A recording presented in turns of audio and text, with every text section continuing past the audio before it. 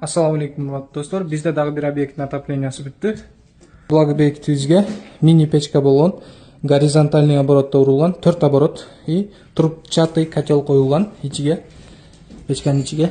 Бул жака отун көмүрдү коюп, бул жактан отту жага бересиңер да достор. Алсаңар от печканы тартышың.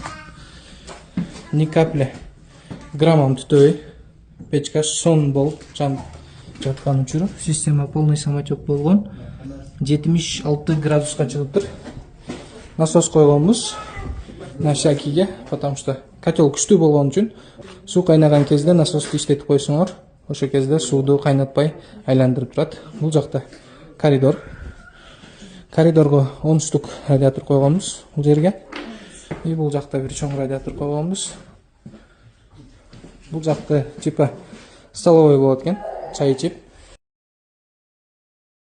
И бул жакта бир спальный. Эгерде силерге ушундай кызматтар керек болсо, номерди описанияга калтырып коем достор. 20 күн же 1 ай мурун заказ берсеңер, силерге отопление кызматтарын сонун кылып бүтүрүп беребиз. Ассаламу алейкум.